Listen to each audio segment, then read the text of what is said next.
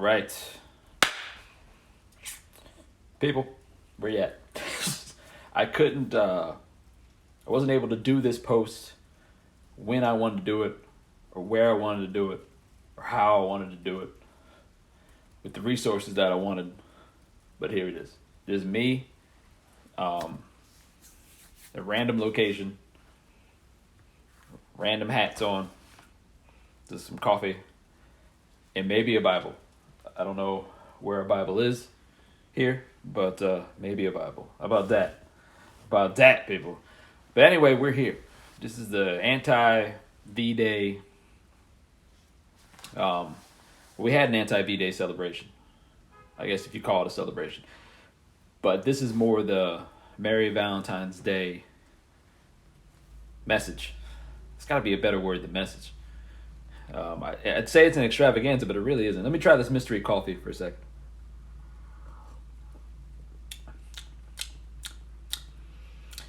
It's something. Just like this post. It's something. So let's get right into it. I won't keep you any longer here than I'd like to. I wish I had more action going on with the band. I might be able to get. I'll fit in a song at the end. Where are you? I'll fit in the song at the end. How about that? So I'll get right to it.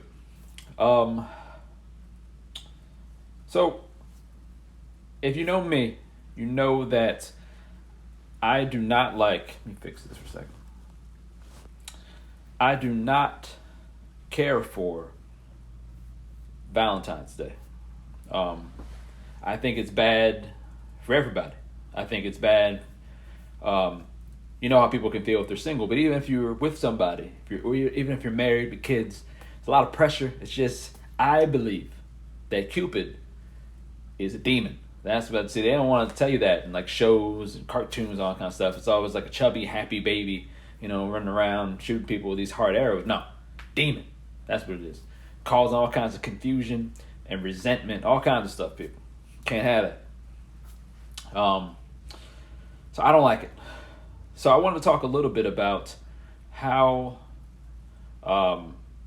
this day can hurt people, how we are going about love in general, and what we can do about it. I'm going to take a look at the psychological, I'm going to take a look at the spiritual, and see where we can go with it as quickly as possible so we can change the scenery.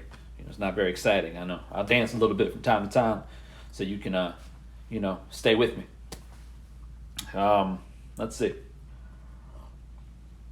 I also don't have my notes, so yes. Let's start with the psychological. So I believe that we all have within us a design to love people, to be loved. It's in every one of us. The problem is, here, especially in America, we are putting up all these walls. And we put up walls of pride, of greed, fear. These walls of pride you can kind of see.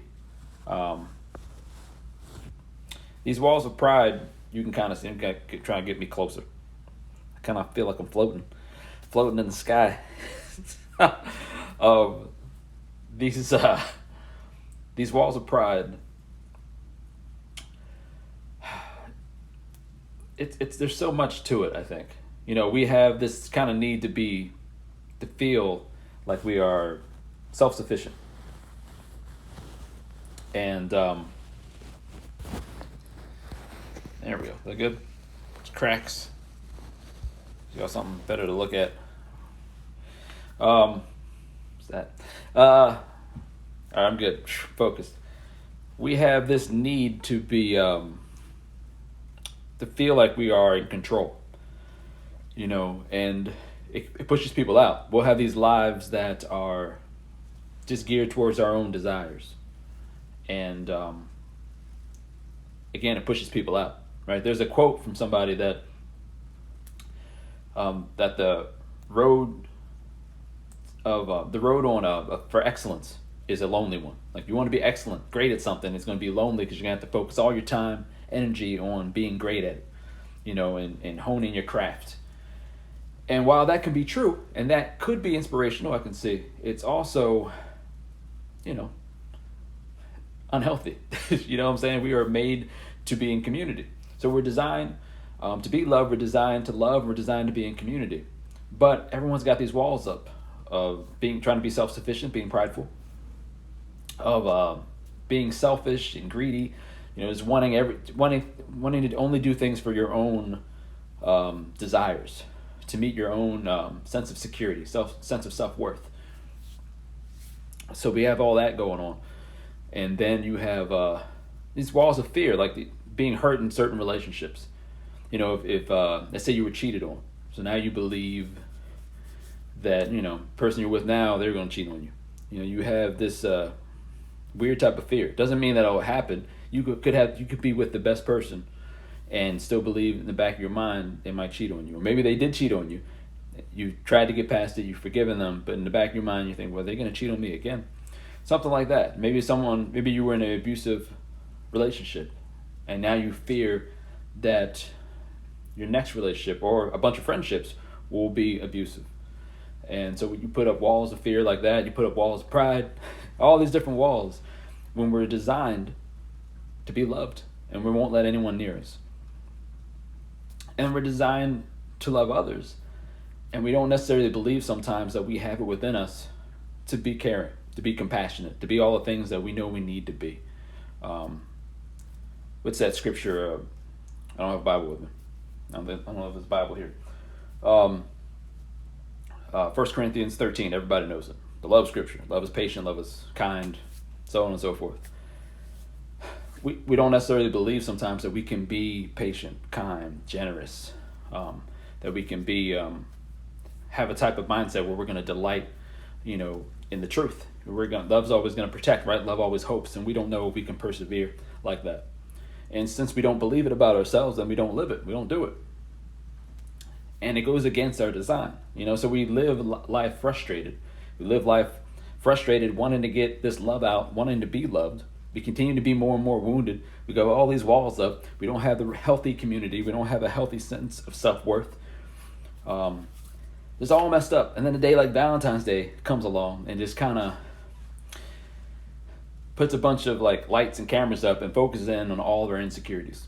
It comes from, you know, over all the walls and looking down on us and us being so broken and frustrated and angry and resentful. Even if you are, let's say, in a relationship, all this kind of things. Even more so, I guess, if you're in a relationship, because sometimes we'll pretend that everything's fine. We don't want to talk about anything. You're holding it all in. You're putting up walls, and these are kind of walls of, I guess we'll call them just fake-itude, man. We'll say fake-itude. And you're just not being yourself. You're not being real. Not being transparent. And so on a psychological level, we are wrecking our own love lives. All different types of love, whether romantic or, you know, from parent to child, you know, spouse to spouse, meeting new people, whatever the type of relationship it is, we are hurting ourselves because we can't let anyone in. We feel broken. We are broken. We won't let God in, you know, to fix anything.